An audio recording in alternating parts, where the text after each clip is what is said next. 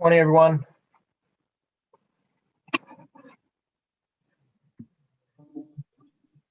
Morning.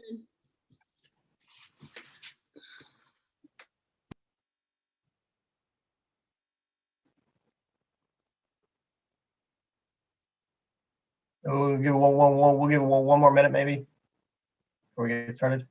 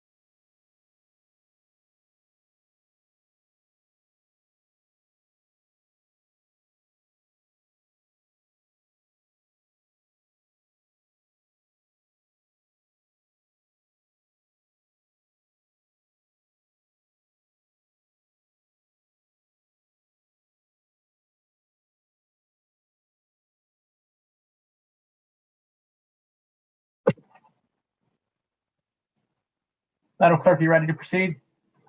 Ready, Mr. Chair. Great.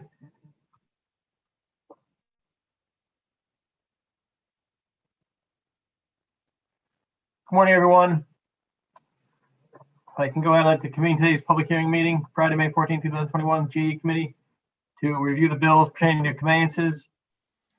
As with all other public hearings, each person will be allotted 3 minutes to testify, and then we'll potentially ask questions from members of the committee.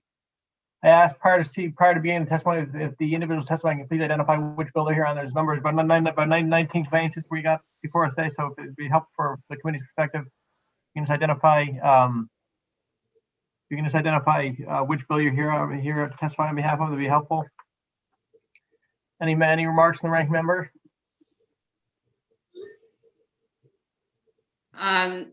No remarks, just welcome everybody. Happy Friday.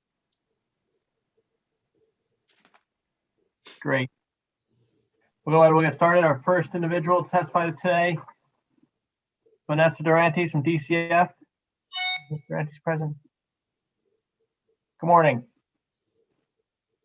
You may be on mute. I can't hear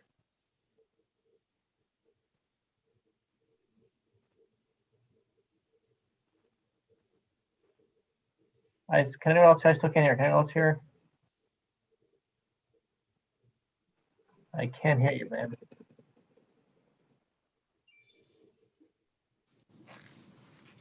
Can you hear me this way? Yes, we can. Yep, great.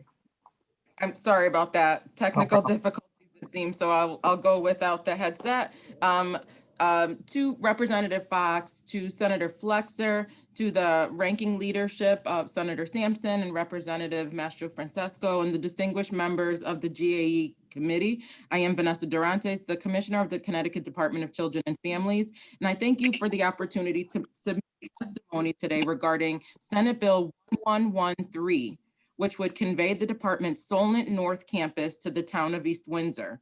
The Department of Children and Families opposes this bill because DCF continues to require this facility to perform its statutory duties.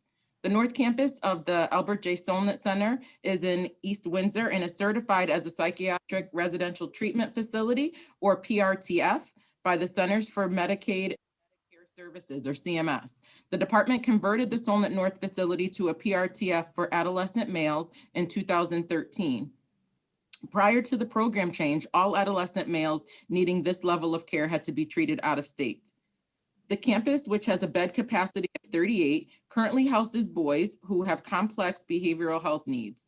Conveyance of this property to East Windsor would require the department to disrupt their clinical treatment in order to relocate them to one or more alternate settings. At this time, DCF has no other facilities that can provide the appropriate services for these adolescent boys. Because Solent North is a PRTF, the state is reimbursed by the federal government for eligible services delivered at Solent North. In fiscal year 2020, the federal reimbursement was approximately $17 million. DCF's direct operational cost in the same fiscal year was approximately $12.6 million. Closure of Solent North would result in adolescent males needing the critical services in the facility that the facility provides to be transferred to facilities outside of Connecticut due to the lack of in-state PRTF capacity at this time. The comparable number of placements in private out-of-state facilities would cost an estimated $13 million each year, and federal reimbursement would also decrease. Not only would the closure of Solent North be costly to the state, it would negatively affect the boys we treat there. Family reunification is jeopardized because families, many of whom already face transportation issues and resource challenges, would face the additional barrier of distance and engaging with their child's treatment were the kids to be treated outside of the state. As a result, longer stays in treatment would also be expected. Lastly, this conveyance would significantly limit treatment resources within our state, particularly at a time of enhanced focus on children's behavioral health care necessitated by the COVID-19 pandemic. The department strongly encourages the committee to reject Senate Bill 1113 and allow DCF to maintain the Solent North campus as a sole PRTF in state where adolescent males can receive critical services in proximity to their homes, families, and communities. Solent North has achieved the goal that were envisioned when the decision was made to repurpose this facility. Our staff continues to develop new and innovative programs to support the boys in treatment there and achieving future success. The department thanks committee for the consideration of this testimony and available for any questions. Thank you very much. Any questions from the committee?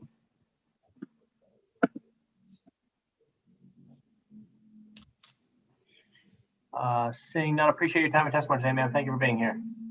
Thank you very much, Representative Fox.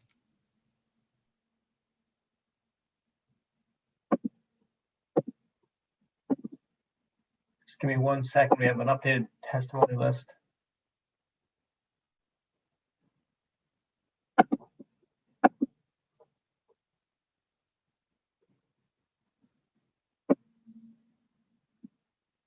Right up next, Frank Smith, State Representative. Representative Smith, I believe you're present. I am. Thank Morning. you. Good morning, Chairman Fox, Flexer, ranking members, Master Francesco and Sampson, Vice Chair, my neighbor, Representative Thomas and Senator Haskell, distinguished members of the Government Administration Elections Committee and guests. As the chairman mentioned, my name is Frank Smith. I represent the 118th district of the area containing the southern part of Milford in the House of Representatives. I come before you this morning in support of House Bill 6679, an act concerning the lease of a parcel of land in the city of Milford. This is in fact the current and longstanding site of the Connecticut Audubon Coastal Center at Milford Point, one of the most important nature centers and coastal habitats in New England and indeed in all the Northeast. The property has been continually leased to the Connecticut Audubon Society from the Connecticut Department of Energy and Environmental Protection since 1986, when it was the original lease was concluded between the then DEP and the Connecticut Audubon Society. In 1996, the Audubon constructed and opened the Coastal Center building on the site that has served and continues to serve as the Audubon Society's educational and visitor centers at the center.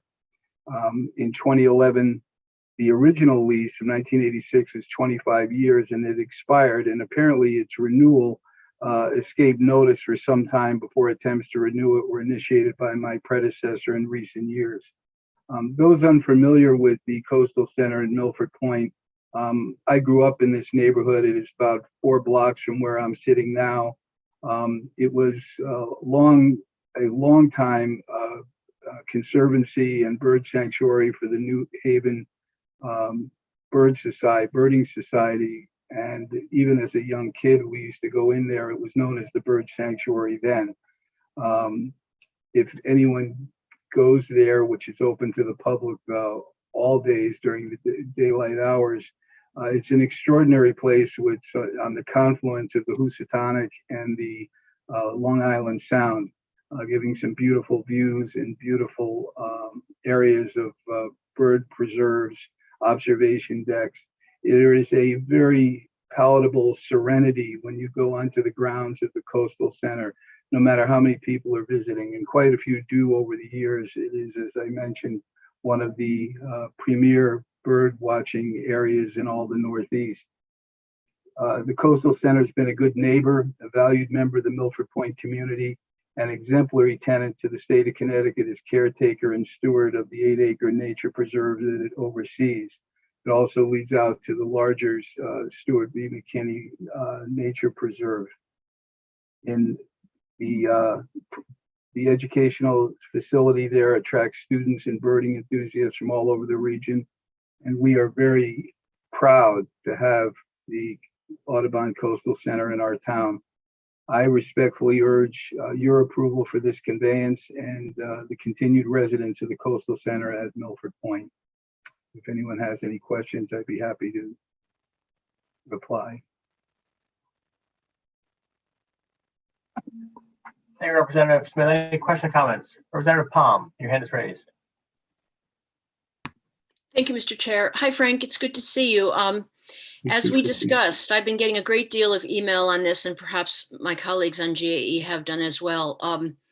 So you've certainly mobilized the troops there, or Audubon has. I am aware of this facility, and I know that it does wonderful work. Can you tell me what, if anything, would change about the operation were this parcel to be approved? Well, thank you, Representative Palm. If it were not it's kind of been an ongoing relationship, as I said, going back to 1986, when it was announced this past October that they were having a small ceremony in honor of the 25th anniversary of the Coastal Center building. I remarked that I was at the original meeting to celebrate the opening of it in 1995. Was surprised at how fast time went by. I suppose the biggest thing is the fact that the Coastal Center, which is a beautiful building with a large observation tower, access for educational purposes, meetings and so forth, there would have to be some disposition on the building. It's something that the Audubon invested in many years ago, continues to not only provide the conservancy and environmental protections and oversee the the site from a maintenance standpoint. All those things might be affected. I think that the society, and there will be testimony from the executive director later on, is that they have been doing their job continually without this lease for 10 years. And I suppose not having that assurance that it is going to continue in its relationship with the state might jeopardize some of those things, but they have been, despite the lack of any signed contract with the state, have been maintaining it. The coastal centers continue to do its job. I suppose it would be more a question of uncertainty than what would specifically happen, but it's certainly, I can't think of anyone in a better position to honor the intention of the coastal preserve and the coastal center in terms of its environmental and conservancy functions. So I think it would affect those things, including the disposition of some of the property there, including the building. Thank you, Representative. And am I correct in assuming that there would be no fiscal impact on the state one way or the other? No, there was no fiscal note associated with this. Great. Thank you so much. Thank you. Thank you, Representative Palm. Representative Flexer, your hand is raised. Senator Flexer, I'm sorry, Senator Flexer. Co-Chair Flexer. Thank you, Mr. Chair. And if you wouldn't mind the indulgence, I just wanted to introduce myself to Representative Smith. Because of the pandemic, we've never had the opportunity to meet each other in person. And I just wanted to say congratulations and welcome, and thank you for your great work on this and taking the time to be with us here today. Thank you so much, Senator. It's a pleasure to meet you. You know, everybody I see as a freshman legislator are all on Zoom, and you're all like TV stars to me. So when I go up to the session and I meet everybody, it's like I see you on TV all the time. And likewise, Senator Flexer, I've been very impressed with the committee meetings that you oversee, including GAE, and appreciate your recognition today. Well, thank you, Representative, and thank you, Mr. Chair. Give it time, Representative Smith. That'll wear off shortly. It's beginning to, Mr. Chairman. Yes, I'm sure it is. Any further questions or comments for Representative Smith? Seeing none, thank you for your time today. Thank you for being here today, sir. Appreciate it. Up next, Senator Lesser is next. I note he's not with us at the moment. We'll get back to him. Jason Bauza. Mr. Bauza here. There he is. Good morning, sir. Good morning, Mr. Chairman. Thank you for being here. Thank you for the opportunity. I very much appreciate it. And it's nice to hear Representative Smith making a pitch for his community. And I'm going to do the same for mine if I could. House Bill 1114 speaks to the lifting of a deed restriction for low-income housing on a neighborhood in my community. A little bit of the back history on this: it was an Army facility many decades ago, and it was transferred with the understanding that it would be used for low-income housing to a nonprofit called Creative Housing, Inc., LLC. And for a number of years, Creative Housing managed the property just like they would have if it was a condo association.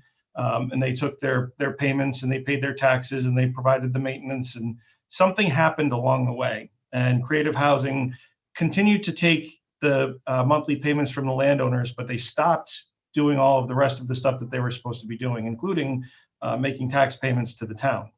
Through the course of a number of municipal actions, we were trying to compel them to do that, and Creative Housing disappeared. They literally just disappeared. I don't know if they unincorporated or they just vanished in the wind, but there were people who had, years worth of payment checks that weren't cashed, and it just became something where the town ended up taking ownership of it without really the interest of being a landlord. So for a number of years and a number of administrations here locally, we've been trying to figure out how to remedy this situation in the best interest of the residents. Certainly the town does not want to be a landlord for residential properties. What our intention would be, if this is included in the conveyance bill and the restriction is lifted, we're going to subdivide what is currently a 4-acre parcel. We're going to subdivide that and sell it to the homeowners whose homes sit on the ground that they do not own. We're going to convey that to them for $1. So what that will do is provide an immediate increase in equity for these homeowners. It'll allow them to borrow against the new value of their home. It'll allow them to realize greater profits at the point of sale, and it gets the town out of the landlord business. So that's the crux of what we're trying to get to. We have the support of the residents in the community to make this request. We tried to go through the bond commission in the fall to have them do it. There were two pieces that needed to be lifted. There was a prohibition on conveyance, and there was the low income restriction. They lifted the prohibition on conveyance, but they did not lift the low income restriction. And so that's what we're coming to ask you folks for. In East Windsor, we have more than 40% above our 830G requirement.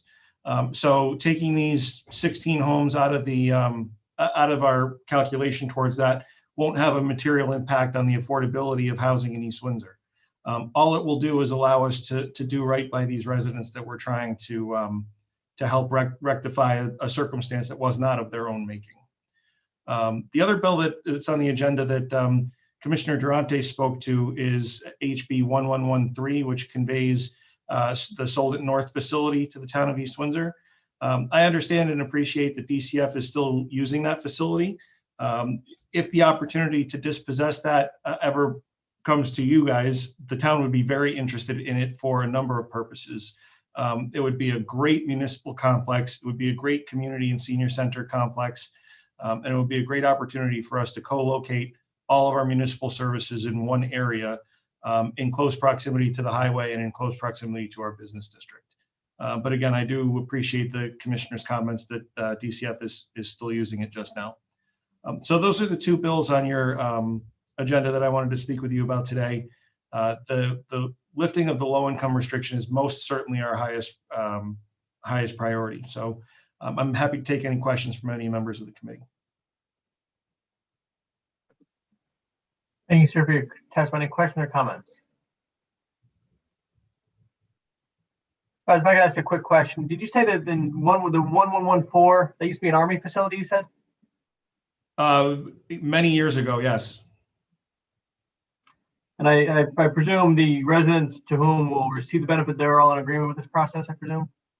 Yes, we've been trying to remedy this for them for a number of years.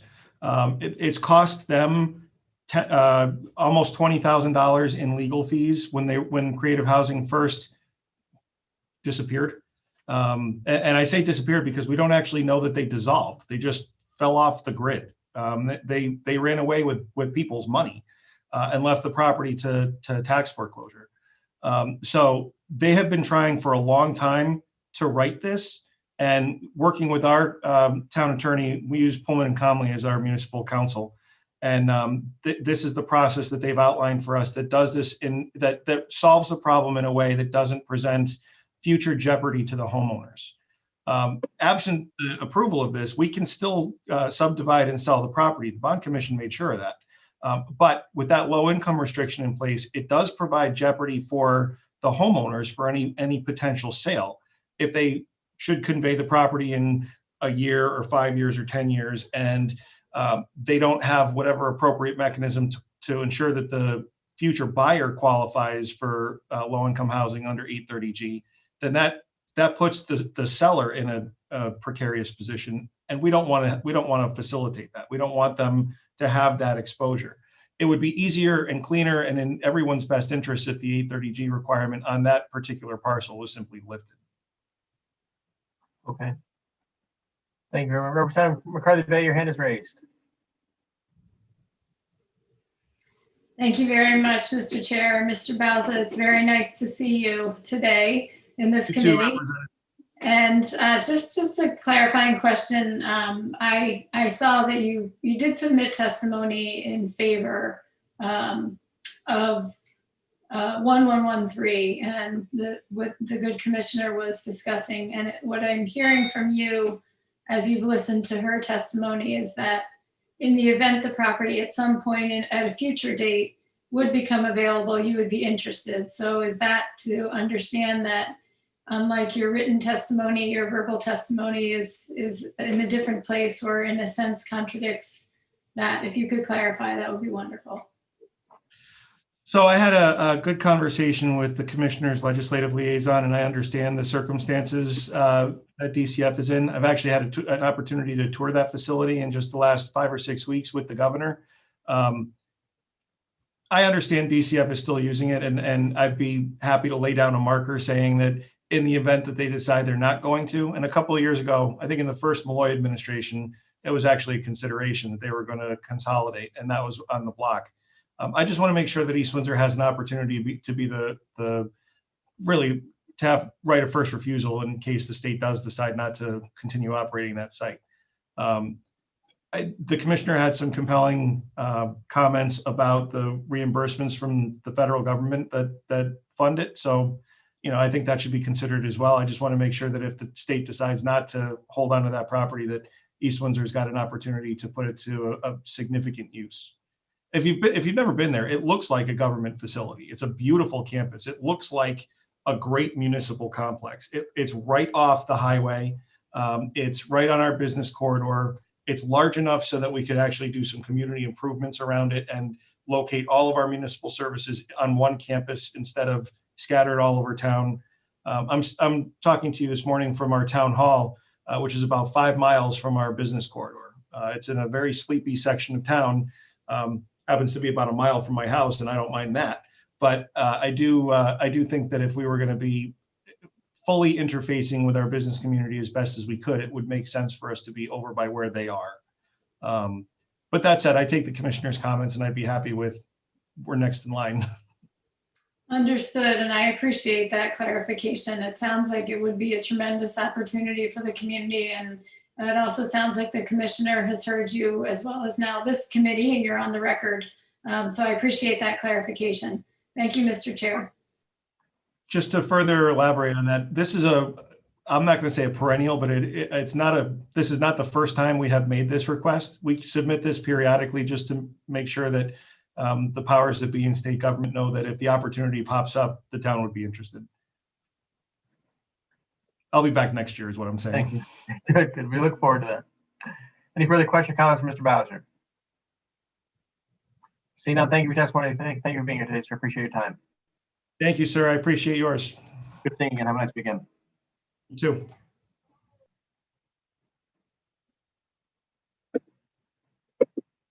Up next, I believe Senator Lesser is there. Senator Lesser, the floor is yours. Good to see you.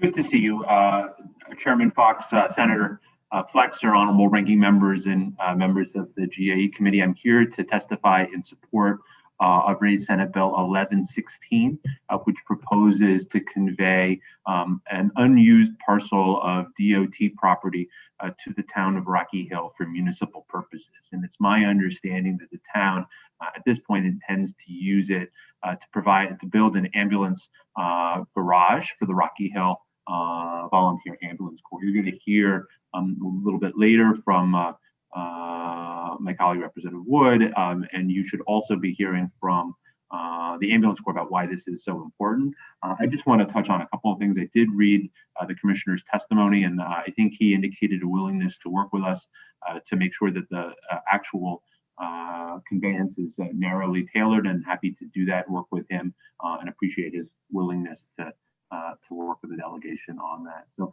I think this is an important proposal to ensure public safety, and I don't believe the land is currently being used by DOT, and I do appreciate DOT's willingness to work with the delegation, and would welcome any comments or questions from members. Thank you, Senator Lester. Any questions, comments, Senator Lester? Senator Quick, you said it's about 7 acres, you said? Yeah, I think that's right. And where, can you give me, where is it about approximately? Where is it located? Is it near the center of town? Is it out on the edge? Is it? It's at the north end of town, is my understanding. Okay.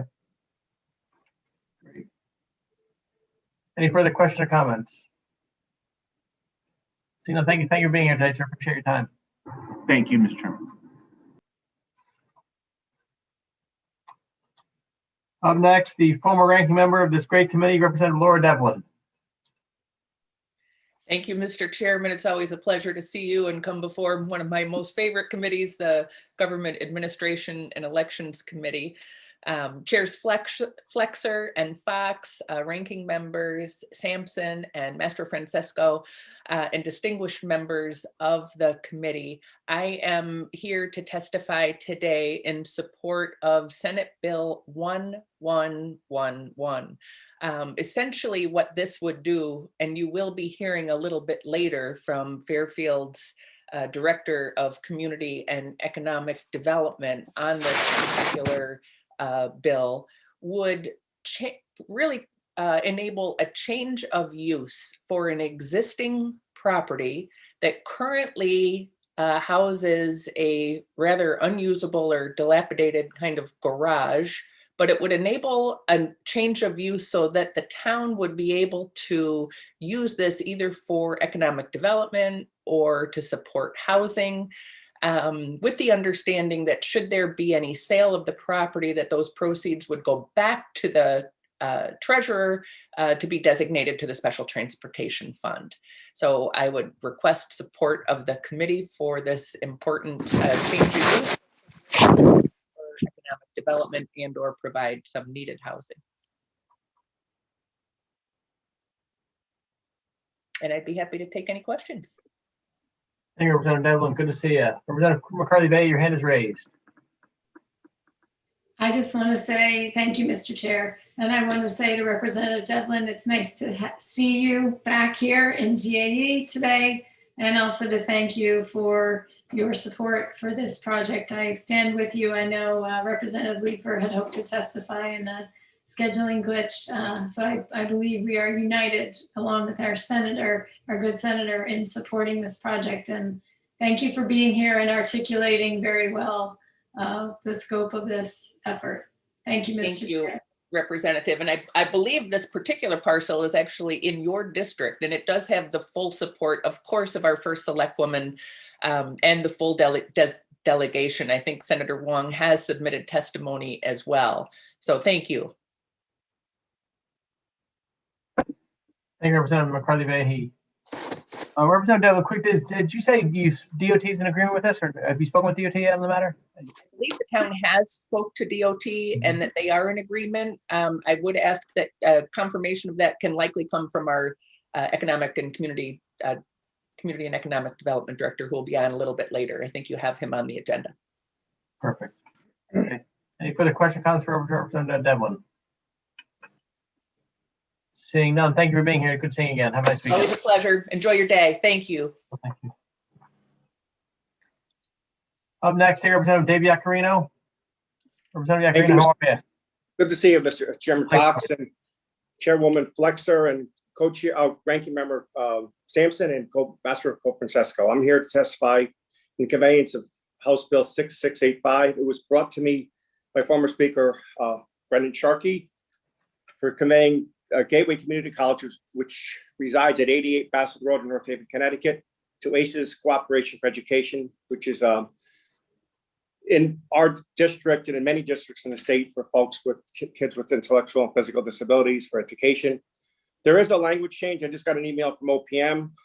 The Board of Regents is on board, but OPM wants it in language. And I thought former Speaker Sharkey had put this in language where Gateway would remain in the basement of the building for automotive, teaching automotive skills.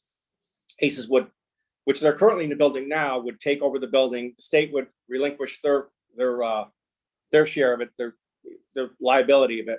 Makes sense for everybody, but I think you have to look at the final language change that they requested from OPM Secretary. I don't know if you received it or not. They submitted it to me, and I believe they submitted it to your committee. But it makes sense for everybody. Our town's on board, ACES is on board, and the state is on board, except for the language change where stating that Gateway Community College will have the right to teach automotive in the facility they're currently in at 88 Bassett Road. And ACES would retain or convey the state would convey the property to ACES, Cooperation for Education. If you have any questions. Thank you, Representative Yacarino. Any questions or comments for Representative Yacarino? Representative, you said this is 20 acres, give or take, more or less? It's about 20 acres. It was bought when I went to middle school there. It's been in our town for for many, many years, for probably 50, 60 years. The town sold it to the state years ago. The state, I sit on the bonding subcommittee. I know the state's been wanting to get rid of this property for a while because Gateway moved from North Haven. They're in New Haven and North Haven. Then they moved everything to downtown New Haven, which made sense. So they only have the automotive, and they don't want to really maintain the building any longer. Aces needs the space. They're growing. They've been in North Haven for years and Hamden.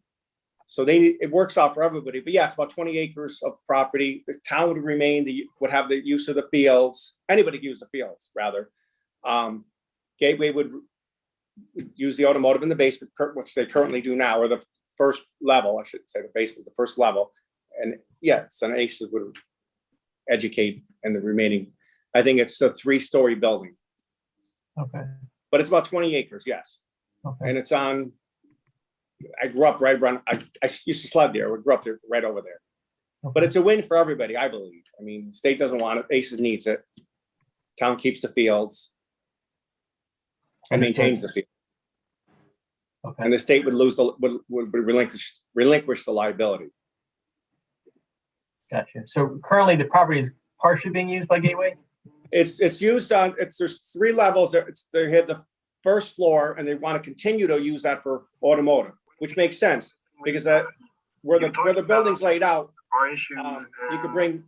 you could just drive your cars or trucks or whatever right in the back garage, which is on the first floor. So they want to maintain that. They don't have space in downtown New Haven to do that. So it's an agreement between Aces and obviously Gateway and the state to maintain the first floor for automotive, and Aces would have the second and third floor. Okay. And there's an awful big parking lot on the east side, and on the south side of the building is where the automotive is. And it works out perfectly because you could, like I said, you could drive right. The south and east, the southeast side, is we could drive in, or it's separate from everything else. It's really the way they designed it years ago worked out perfectly for automotive. Okay. I think I took shop there when I was a kid, if I remember correctly. Great. But Any I'd questions, like to look at the final language because I just got the email this morning. But Ben Barnes, I spoke to Secretary Barnes. And obviously Brendan Sharkey reached out to me. He represents Aces, former speaker. And I appreciate your time to listen and hopefully get this done. Okay. Any questions or comments for Representative Yacarino? Seeing none, thank you for being here today, Representative. Good seeing you. No, thanks for everything you do, and I'll see you next week. Bye-bye. Have a nice day. Take care. Enjoy your weekend. You too. Next on the list, Representative Thomas O'Day. Representative O'Day, how are you? Good to see you. Good to see you all. Chairs Flexer and Fox and Ranking Sampson and Master Francesco. Good to see you. I'm here on House Bill 6684. It's a sale from the state to Hoffman Landscaping Business. Mr. Hoffman is going to be testifying, I think, number 18. But I just wanted to briefly speak in favor of it. I represent Wilton. Mr. Hoffman has been a valued community member. This site is 3.15 acres. There have been a number of appraisals done, and the most recent is $1.345 million. And so the sale would be to from the DOT, from the state of Connecticut, to Hoffman Landscaping LLC. He employs approximately 200 people. Is a great community person. This site is unused by the state. It was a state highway garage until the 90s, and then around 1997 they began leasing the property to Hoffman Landscaping, and Mr. Hoffman has improved the property, and the DOT is in favor of this sale. They've been wonderful with Mr. Hoffman in trying to get this done. And I would encourage my colleagues to support the sale to this fine community, outstanding community member. Happy to answer any questions. I would say Mr. Hoffman can answer specifics better than I, but happy to do my best. Hey, Representative. Senator Haskell, your hand is raised. Thank you so much, Mr. Chair, and Representative, good to see you. Thank you for all of your work on this. I just wanted to narrow in on one piece of this that I find to be really important, and that's the fact that given that Mr. Hoffman's business is growing in our community in Wilton, it's critical that he has some sort of certainty, right? Under the current scenario, with 30 days notice, the property which he's invested in, as you mentioned, could actually be taken out from under him. Do I have that about right? Exactly, Senator Haskell, and that's one of the big concerns he has. Thank you for bringing that up. Got it. Thank you so much, Representative, for your work on this, and I look forward to supporting the bill. Thank you. Any further question or comments for Representative O'Day? Susan, thank you for being here today, Representative. Good to see you. Have a nice weekend. Have a good weekend, everybody. See you next week. Up next, Representative Carrie Wood. Representative Wood, how are you? Good to see you. Hey, good to see you. Good afternoon, everyone. Chairs Flexer and Fox and ranking members Sampson and Mastro-Francesco, and distinguished members of the Government Administration and Elections Committee. My name is Carrie Wood, and I'm the state representative from the 29th District, which is Rocky Hill, Newington, and Weathersfield, and I'm here to ask for your support on SB 1116. I'm here to speak in favor of this land to be conveyed to the town. It was to be 291 off of I-91, and this project has been abandoned. It's left about a 7-acre parcel on Maple Street. This is also known as Route 3, and it is a main thoroughfare in Rocky Hill. It would be extremely beneficial to our Rocky Hill volunteer ambulance services, and it would allow them to access the population with shorter response times. You'll be hearing more from them later today. And I did read the testimony from the Commissioner Gialetti, and I support his recommendations to leave a portion of the property closest to I-91 in the hands of DOT, while the land closest to Maple Street can be conveyed to the town of Rocky Hill. So I'm here to ask for your support for SB 1116 and along with the Commissioner's recommendations. Happy to answer any questions. Thank you, Representative Wood. Representative, it sounds as though based on location, this would be an ideal position for an ambulance service. Would that be correct? It would be ideal. It is on Route 3, which is a state road, and it's directly across the street from West Hill Elementary School. It is the most populated part of town. It's also very easy to access.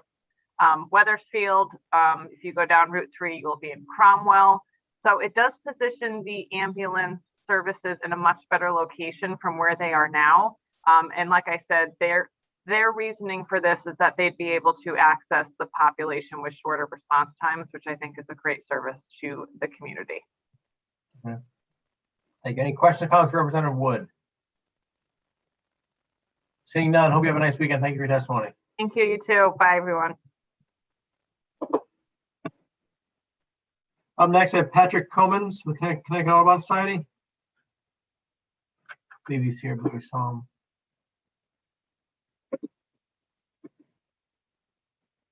Sir, you're on mute. Thank you. I'm sorry about that. No problem. The curse of our time.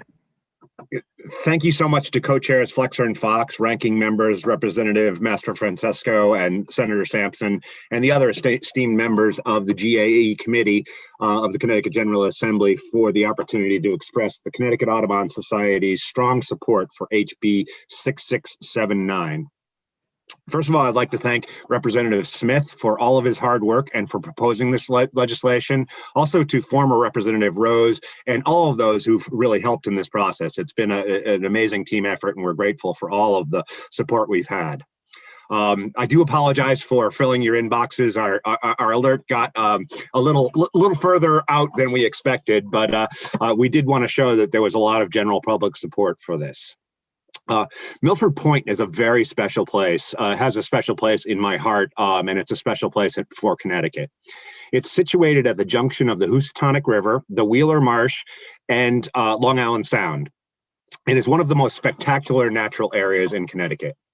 For more than 25 years, Connecticut Audubon has been the steward and caretaker of Milford Point and the 8-acre nature center, nature preserve that surrounds it, the Smith-Hubbell Wildlife Preserve. We have managed and improved the rare coastal habitats there and provided access to a unique part of Long Island Sound for a 250,000 visitors over the years. We've been doing so under a lease with the Connecticut Department of Energy and Environmental Protection, which owns the property. Unfortunately, well before my time here, the lease expired over a decade ago. And although we have continued to manage and upgrade the Coastal Center in the ensuing years, we do need to formalize this. The department would like us to, and we would like to as well. The lease needs to be renewed, and our request today is for the committee to pass the legislation proposed by Representative Smith. It would allow Connecticut Audubon to sign another lease with the department. Under Connecticut Audubon's care and stewardship, Milford Point has been transformed into one of the most important nature centers in New England. Important for the wide array of wildlife that finds rest, nourishment, and breeding places there. And also important because it is a connection of nature to Long Island Sound, specifically for more than 15,000 people a year, from Milford, New Haven, Bridgeport, and throughout Connecticut and beyond. Almost half of those visitors are elementary, middle, and high school students who participate in our outdoor environmental education programs. Many of those children are from underserved areas, and this is their first visit to the Coastal Center and to Long Island Sound. For them, it is an unmatched experience and can serve as a foundation for a life of caring about the environment and enjoying what it has to offer. Renewing the lease will ensure that these programs continue, and we can continue to inspire and empower the next generations of conservation leaders. The Coastal Center is also a public gateway to the Stuart B. McKinney National Wildlife Refuge and the state-owned Wheeler Marsh Wildlife Management Area. It is an important point of access for birders, other wildlife observers, photographers, environmental groups, academics, anglers, sportsmen and women, and others, to name a few. The Coastal Center is designed to accommodate physically and mentally challenged groups. It provides meeting space for local environmental and civic and corporate groups. All of this is possible because of the commitment and dedication and expertise of the Connecticut Audubon staff and board and the generosity of our members. The building was constructed in 1995 at an approximate cost of $2 million that the Connecticut Audubon Society raised, and our annual operating budget is approximately $250,000. This adds up to a major investment for the environment of Connecticut and for the people and the benefit of its wildlife. We've been working very hard to improve the habitats there in recent years, working with the Connecticut Department of Energy and Environmental Protection, and to steward the important natural resources such as piping plovers, least terns, and American oyster catchers that nest there. Our fervent hope is that the Milford Point Coastal Center can continue to be a part of that. So in conclusion, I once again ask you to please pass the legislation drafted by Representative Frank Smith. Thank you so much for the opportunity to testify today. Thank you, sir, for your testimony. Questions or comments? Sir, how old is the Audubon Society, did you say?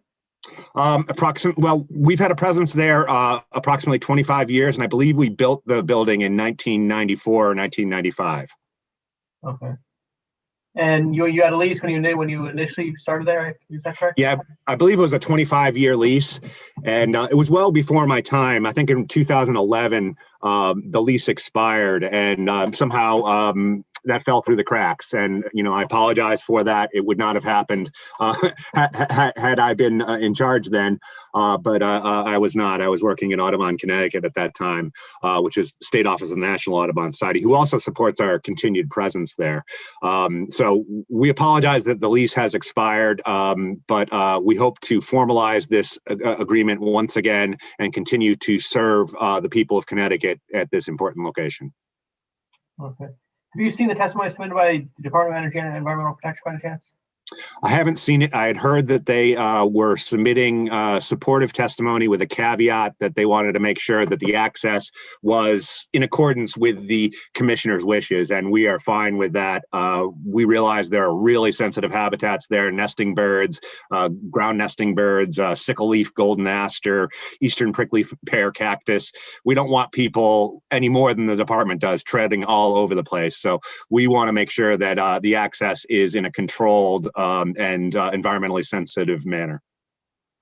How has the Audubon Society fared in the pandemic, out of curiosity?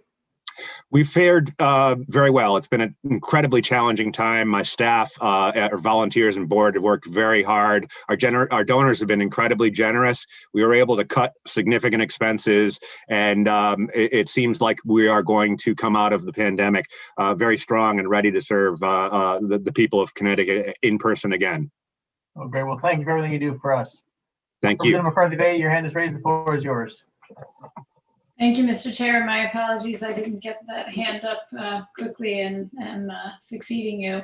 Mr. Cummins, I want to thank you also for the tremendous advocacy. As someone, I represent Fairfield, so we too benefit from the work of the Audubon and the center here.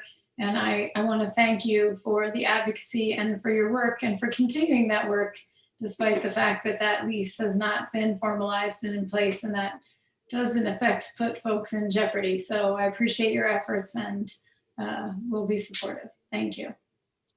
Thank you so much. Yeah, the environment in Connecticut, I've lived here my entire life. I'm incredibly passionate about protecting it. It's my #1 goal for the Connecticut Audubon Society. And it's really what gets us out of bed in the morning is making Connecticut a better place for birds, other wildlife, and their habitats and the people that care about them.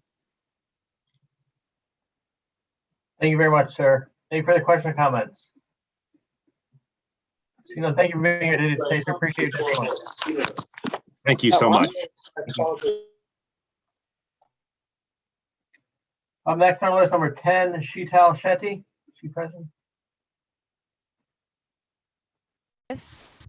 Hello. Good Can you hear afternoon. me? How are you? Okay. Hi, I'm good. Thank you for being here. Yeah, thank you. Thank you for giving me this opportunity to, come and speak for ACES. So I'm here as a parent who sends his kids to, I have one of my kid going to ACES as a kindergartner. So I'm here to support ACES, request on having the ownership given to them to perform the, kind of a reconstruction there to better facilitate, our kids to, for the coming years for them.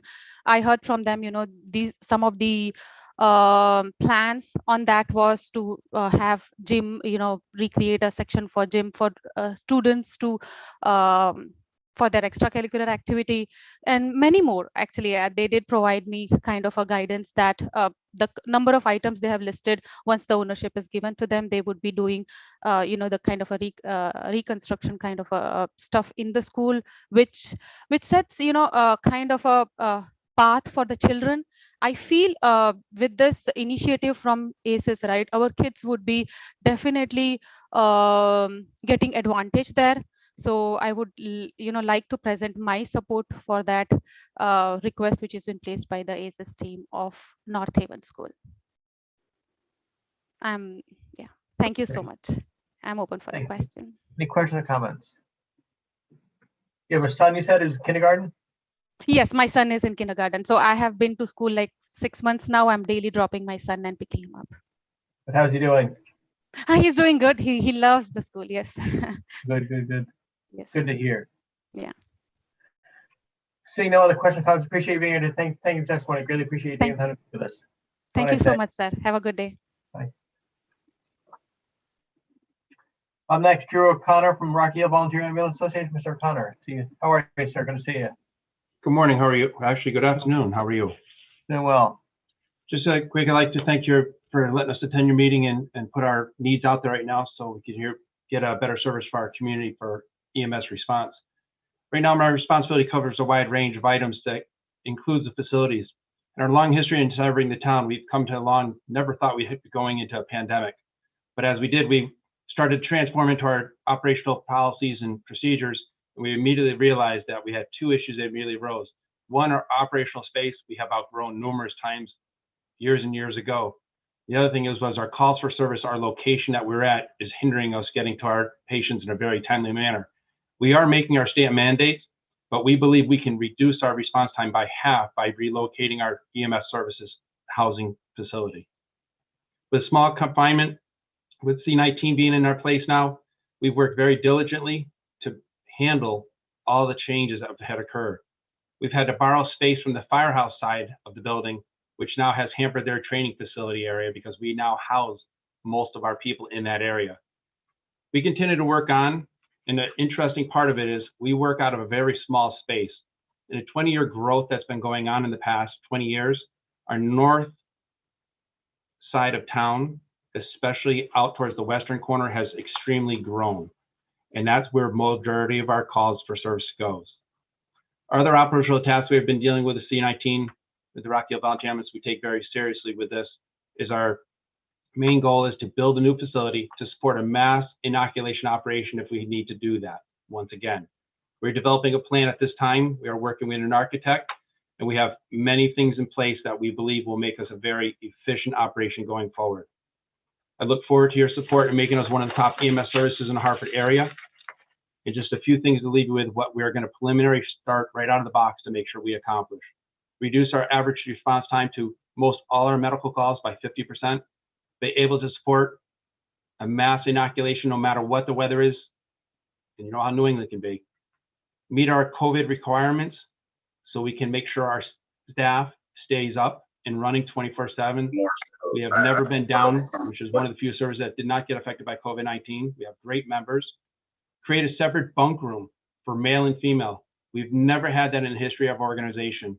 Right now we have a small bunk room. It's about 10 by 12. We have 2 bunks in it for 4 people. But right now we're running 6 people on crew plus a paramedic. Our service has just grown tremendously. And it's very difficult. We have members sleeping in chairs, and that's just not conducive in the environment now. Make sure we have separate showers and bath facilities for both our male and female members. Create a storage space to stop and prevent cross-contamination from the future.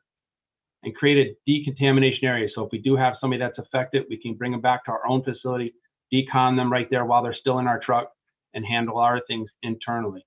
And then once again, get back out into the community, which has been hindered by the C-19, is creating back our CPR training environment for our citizens and our EMT training classes to continue to grow our membership. I thank you for your time and your support. Thank you, Mr. O'Connor. Any questions or comments? Mr. O'Connor, how big is the how many members do you have currently? Chief, you want to answer that? Yes, sir. Good afternoon. We have 82 members currently right now. Please state your name before you say anything. I'm sorry, Joseph Graham, Chief of Service, Rocky Hill Volunteer Ambulance. I think you're due to go up next. You want to share your comments now, maybe? Yes, I am. Okay. You want to, Mr. O'Connor, if it's okay with you, I'll call on Chief to present his testimony, if that's okay. That'd be absolutely great, sir. All right, Joseph Graham, Chief of Service.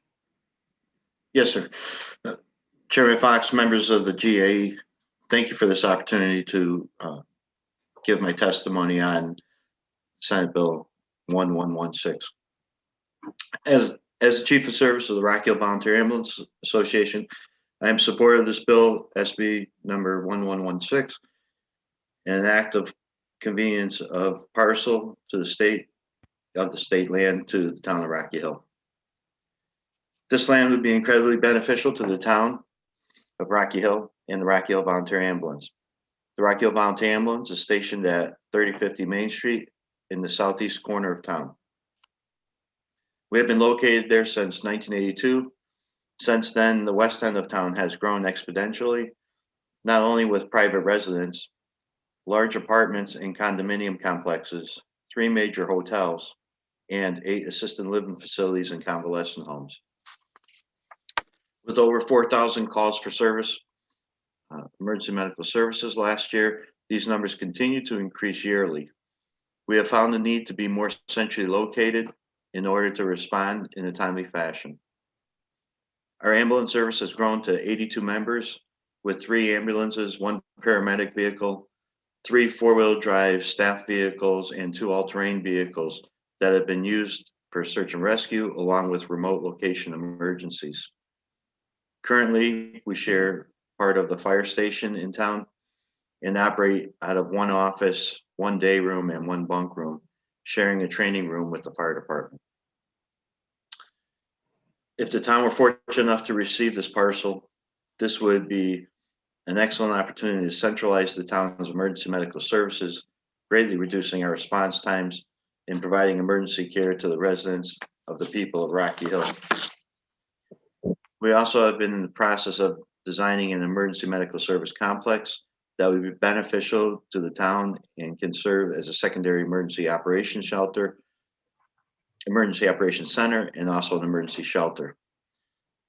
It would also increase our ability to continue to hold CPR classes, first aid classes, emergency medical technician training courses for the public. This opportunity would give the town a chance to grow and reach its full potential in making Rocky Hill a safer community. Thank you for your consideration and your support of Senate Bill 1116. I'm sorry. Did you want to ask the questions first? That's very helpful. Thank you. Appreciate it. Thank you. Any question or comment? I guess Representative McCarthy, your hand is raised. The floor is yours. Thank you very much, Representative Fox and Mr. Gribb. I'd like to thank you and also Officer O'Connor. It's nice to see you here in a different capacity. I want to thank you for all of your service, both in this role and helping to protect us and keep order at the Capitol as well. Thank you, Mr. Chair.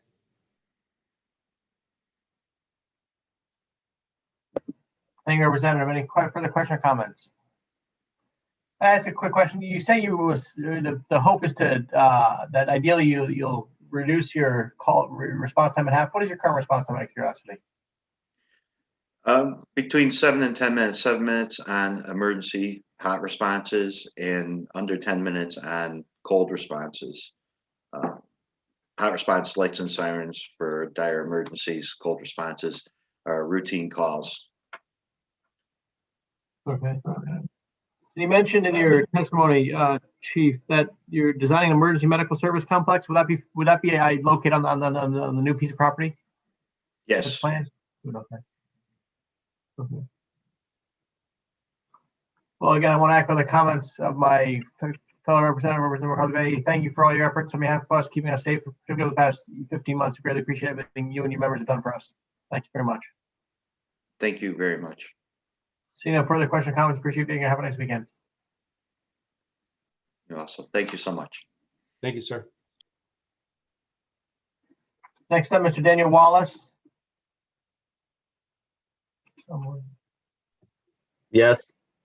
Okay, Mr. Wallace, how are you? Good. And yourself? Good. Are you able to put your camera on, sir? I've been trying to figure it out. I can't figure it out. Okay. In order to testify, I think you need to have your camera on. There's a start video button here, but it ain't turning it on. So.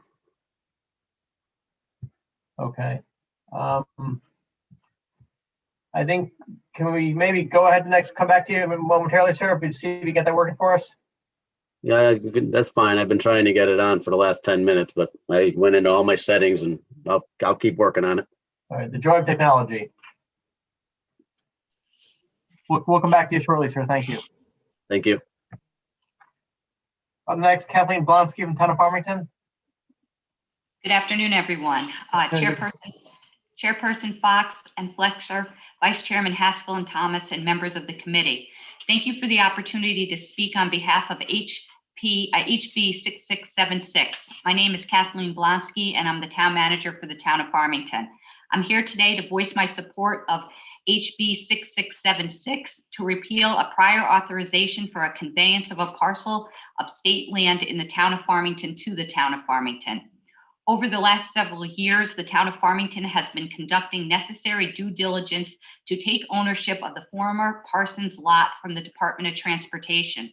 Our due diligence included brownfield assessments and several community meetings to solicit community input. The town has come to realize that the parcel has limited economic viability since it's only 2.54 acres and has an easement over 30% of the parcel. In addition to the limited economic viability, residents have urged us to consider the traffic congestion that already exists in the area. After careful consideration and discussions with the Department of Transportation, the Farmington Town Council determined that it would be in the town's best interest to acquire this parcel and use it as modified open space. This option allows us to offer open space for the community to gather, develop an appropriate gateway into Farmington's historical town center, and provide access and limited parking to the Farmington Historical Society's proposed new Welcome Center. Respectfully, we are asking that you repeal Special Act number 15-1, section 3. Upon repeal, it is our understanding that the Department of Transportation will proceed with conveying the property to the town with restrictive covenants specifying the use of the property administratively. Thank you for your consideration.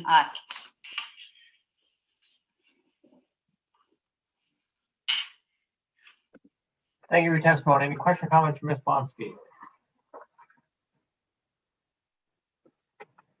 Well, like I said, I've spoken with Representative D'Amico about the matter, who's coming up to date with this process. I appreciate his efforts on behalf of this underlying proposal. See no further questions or comments. Appreciate you being here. Thank you for your testimony. Thank you, everyone. Have a nice weekend.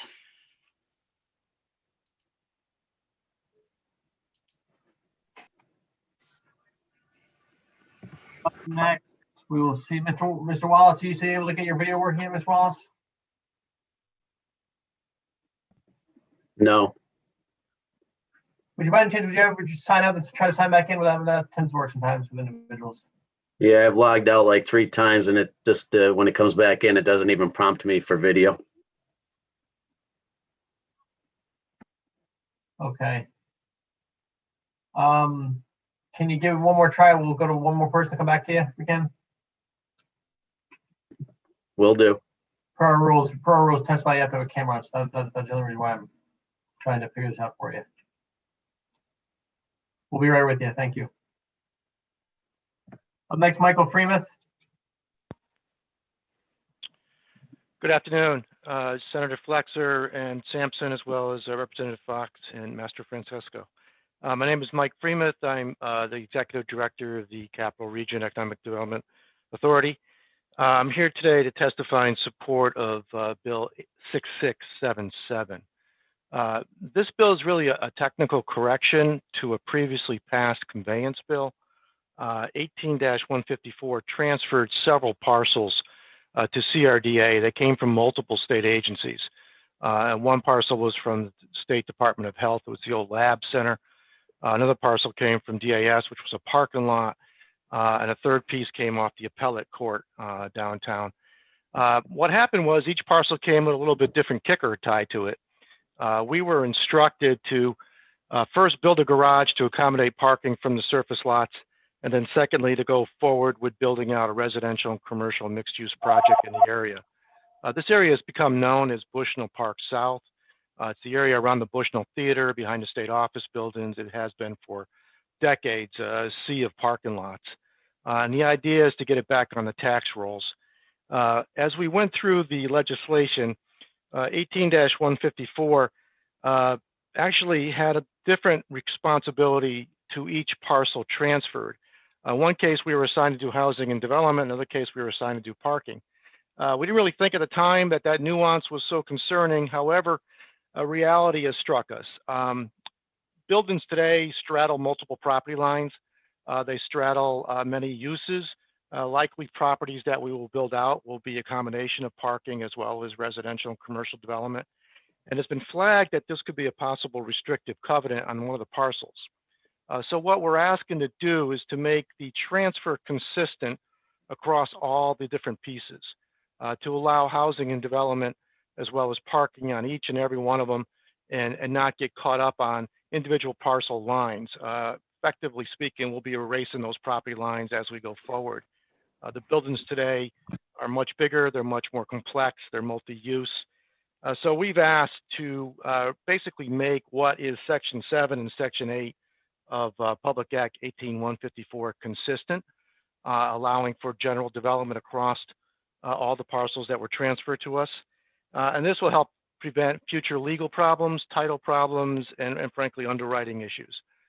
So that's simply what the legislation does. It doesn't change anything. It's the same piece of real estate, the same overall intent to redevelop it. It's just a matter of clarifying some of the language that goes to the development of each individual parcel.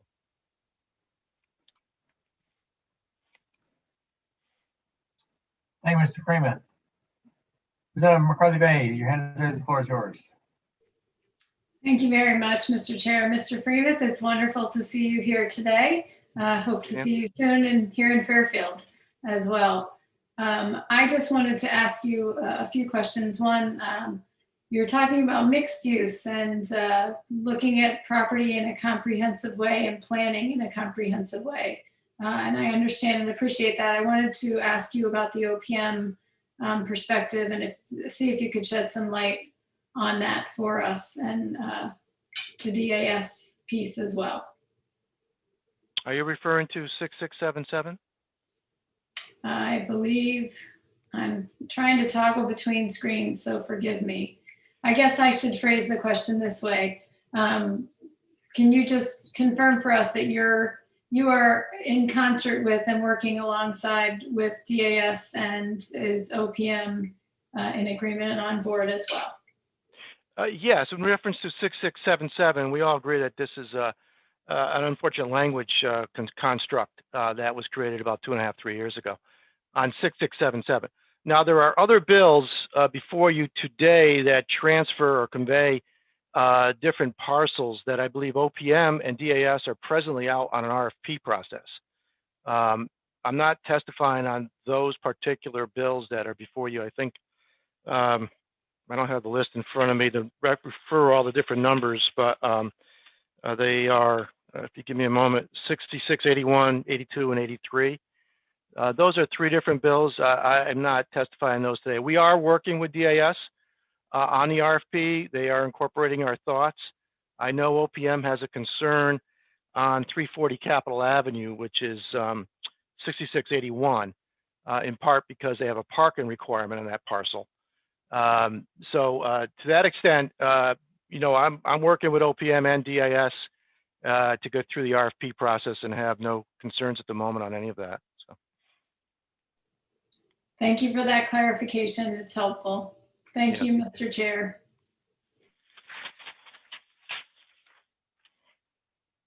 Thank you, Representative. Any further questions or comments? So, Mr. Freeman, good to see you again. Thank you for your testimony today. Appreciate you being here. Thank you, Representative Fox. Or Daniel Wallace. Let's go back, see if you're still with us. I think he is. I'm here, but I can't get the camera to come on. All right. So I think we'll go ahead today, Mr. Wallace. I think we'll make an exception today. Typically, our rules require that those who testify are required to have a camera on, but you've been so patient, you've made an every effort to do so. So we'll go ahead. Well, if you just give us your name before you testify, that'd be helpful. Yeah, my name's Daniel Wallace, and this is in regards to a property that I had purchased in Woket as a residential property, and then I had it rezoned to commercial.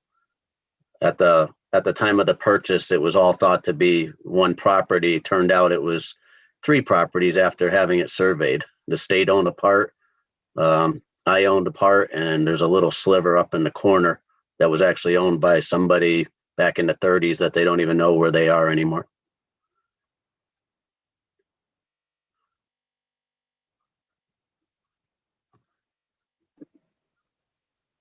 Okay.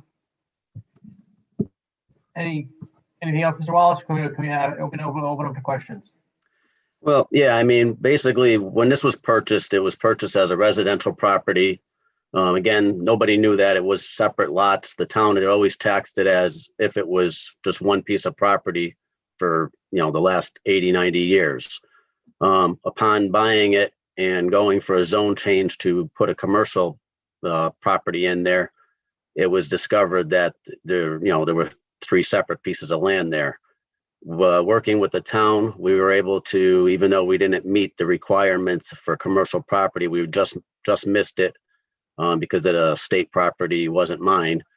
We were able to get an exception, and they allowed us to continue to make it commercial and build a building there. Unfortunately, last year, the legislative session never went in. So we were trying to approach this last year, and with the COVID coming in, we had to go into a lease with the state. And in the meantime, at a $251 a month for that. Just so everybody knows too, this land is only 0.21 acres. It's not even a quarter of an acre. It was always used by the prior owner as a driveway and like a parking area.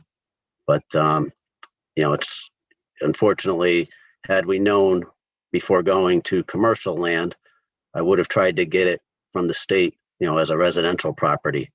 Because now they're saying that because I went commercial with the rest of the property, that now it's commercial front property and it's worth a lot more money. And, we had an appraisal done on it because it's not a buildable lot and it's, really of no use to any neighbors. It's pretty much only to this property. So that's why we're trying to, get the state to, buy it from the state at a reasonable price. And, it's been appraised at, I had an appraisal that I had to hire, and basically he came up with a fair market value of about $6,000, but the state wouldn't accept it. They wanted more.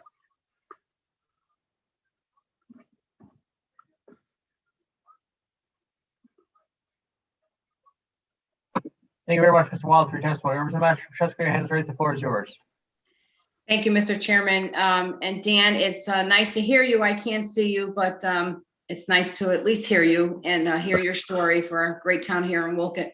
So from what I'm understanding is I'm looking at the testimony, your testimony in the Department of Transportation. It doesn't seem like the property obviously has any value to the state because it's been there for so long. Assume that it was part of a residential home. So if I'm not mistaken, the disconnect here or the issue is that when you purchased the land to put up your business there, it was called Danny's Bar and Grill. The property was zoned residential. And then when you went to put the property up, you had to have it zoned commercial. And that's where the price increase was, because it's zoned commercial. If it had been zoned residential and you did that at an earlier time, the cost would have been different. Is that correct analogy? That is correct. I was actually told that had it been commercial, they probably would have just given it to us. Okay. So I mean, not commercial, residential. They would have just probably given it to us because nobody else has a use for it. Okay, so it's not where the state needs the property, or they certainly can use it for anything. It was just a matter of the appraisal and when it was appraised, whether it's commercial or residential. Understood. Correct. Okay. And just to back up a little bit, when Route 69 was put in, when the state actually put the main road in, they actually took property from across the street. This used to be town-owned land. And for some reason, when the state took the other property to put the street straighter, they never actually gave the land back to the adjoining property, which would have been the 605 Wolcott Road, which is where we are. They somehow ended up with the town's property even after the Route 69 was put in. Okay, I understand. So back then, you're saying when the state put the road in, that whole property was supposed to be going over to the town, and there was a piece that was left in by mistake. Okay, I get it now. All right. Thank you so much, Dan. Thank you, Mr. Chairman. Here, was there any further questions or comments for Mr. Wallace? So, thank you for being here today, sir. Appreciate you taking the time to be with us. Thank you. Sorry. Thank you. Next up is Brian Tynan. Mr. Tynan, how are you? I'm fine, Mr. Chairman. Thank you for this opportunity to speak today, and good afternoon to everyone. I'm also speaking on the bill that Mr. Wallace had just spoke about. This is bill number 6678, which has been brought forward by Representative Gail Mastro-Francisco. I'm going to reiterate some of the information that Mr. Wallace had given. If I haven't clarified myself, I have been appointed town attorney for the town of Wolcott, and this deals with property in Wolcott on Route 69. It is a small sliver of property. As Mr. Wallace indicated, it's 0.21 acres. It's by looking at the survey map, it's approximately 420 feet on a bend, but at the most it's 10 feet wide. So it's just a sliver of property adjacent to Route 69, Wolcott Road in Wolcott. As Mr. Wallace had indicated, this property has no other monetary value to anyone else other than to Mr. Wallace. I think looking at the survey map that has been supplied to us, it probably improves the sightline and safety features of this particular property. I would recommend that your committee recommended favorable to the General Assembly itself.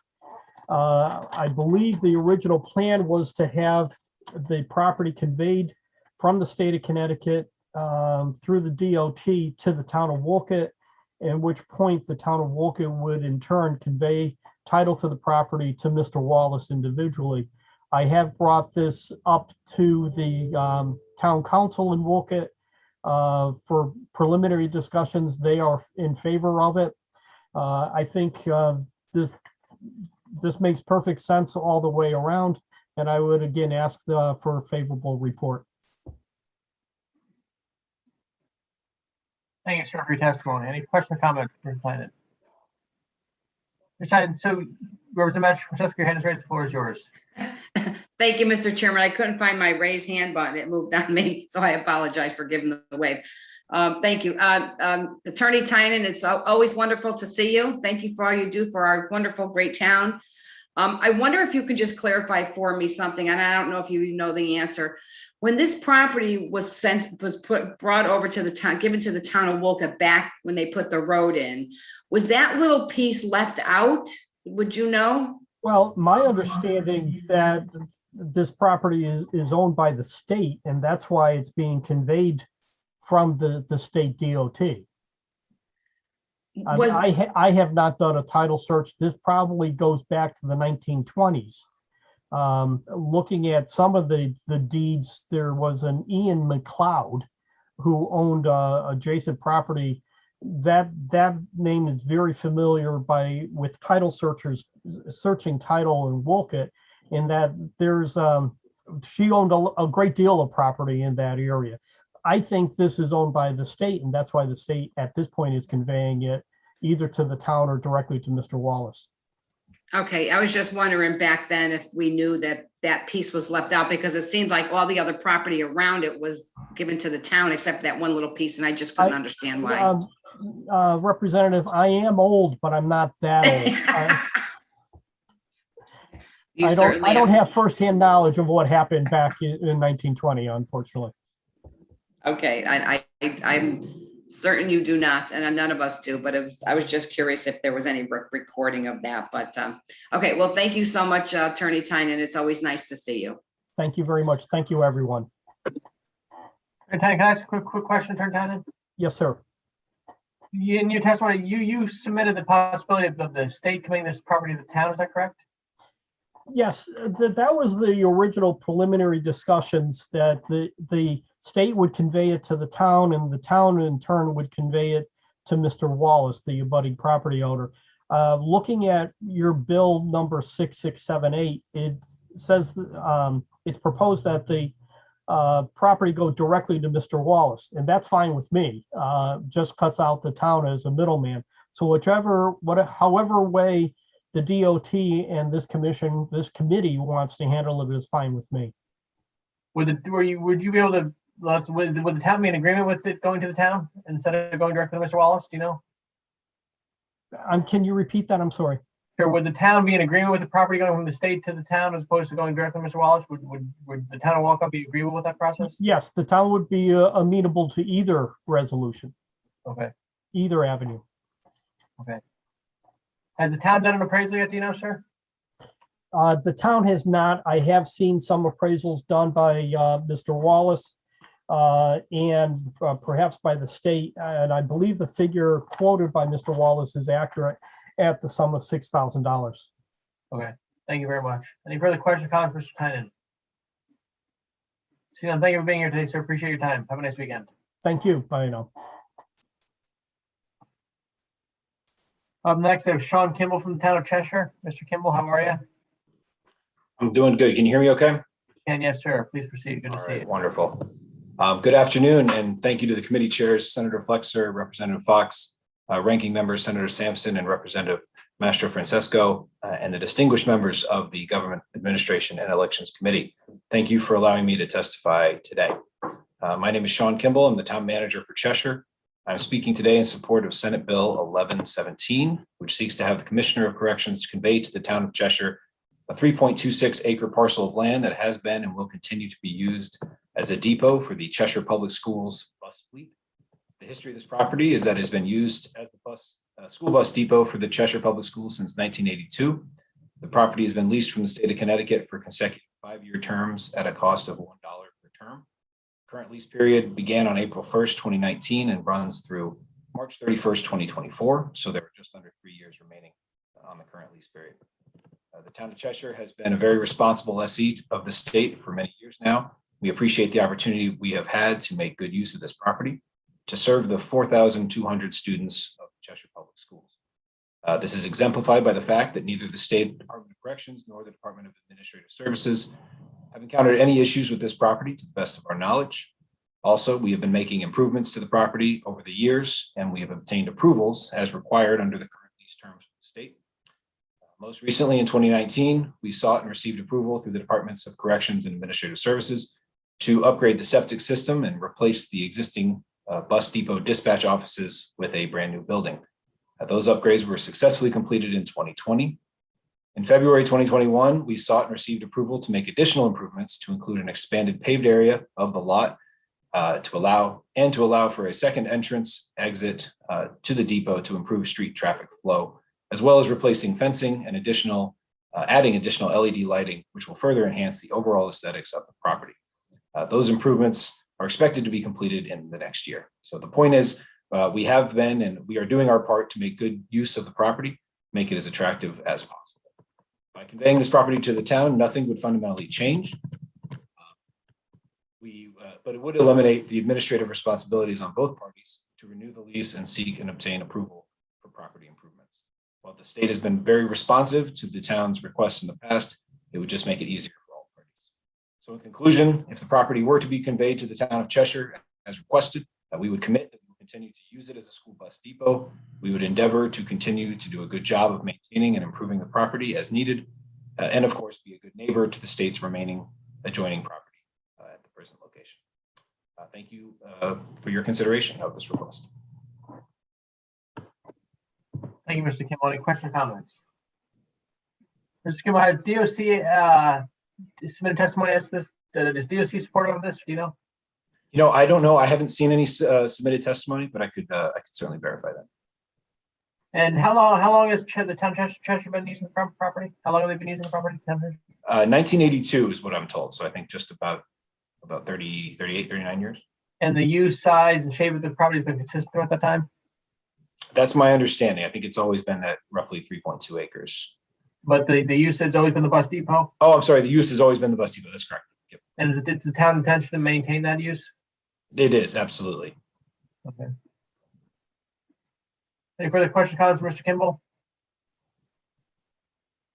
See none. Hope you have a nice weekend. Thank you for being here today, sir. Appreciate your time. Right. Have a great weekend. Thank you all very much for your time. Up next, number 18, Eric Hammerling. Mr. Hammerling, so how are you doing? So good to see you. Great to see you. Good afternoon, co-chairs Fox and Flexer, vice chairs, ranking members, and members of the GAE committee. My name is Eric Hammerling, and I'm the executive director of the Connecticut Forest and Park Association. CFPA's original mission, when we were founded in 1895, was to establish state forests and parks for public education and enjoyment. So the conveyance of public lands by the General Assembly out of the state's public domain touches a very sensitive chord with us, given our history, in addition to the many values and benefits that public lands provide to the citizens of Connecticut. If public lands are to be conveyed through this process, it's important to ensure transparency in what is being proposed for conveyance, a robust opportunity for public input, and that there is a public benefit. As you know, the state constitution was amended in 2018 with 85% support from voters to ensure a higher standard of transparency for public land conveyances. This public hearing today is a critically important first step to ensure sunlight in the public lands conveyance process. And I thank the committee leadership and staff for your work to achieve that constitutional standard. Of course, this has been a challenging year for you to consider additional measures to ensure transparency. And perhaps in the future, you will consider making available the applications from entities who formally requested the public land conveyances to provide a deeper understanding for the public of what is being considered. Shifting gears, I do want to make it clear that we support HB 6679 and the renewal of the lease for Connecticut Audubon Society to continue its stewardship at the Milford Point Coastal Center. Connecticut Audubon's considerable past and ongoing investments in this nature center and its grounds represent a significant public benefit, and the mission of Connecticut Audubon is clearly compatible with the state's interest in how this property is managed for both human visitors and wildlife. It's a testament to Connecticut Audubon's commitment to the site that their organization has continued to make annual investments in facility maintenance and property stewardship for so many years without having a renewed lease agreement in place. Thank you for the opportunity to testify today. Thank you for your ongoing efforts on transparency, and I'm glad to respond to any questions you may have. Thank you. Anyone have any questions for Mr. Hammerling?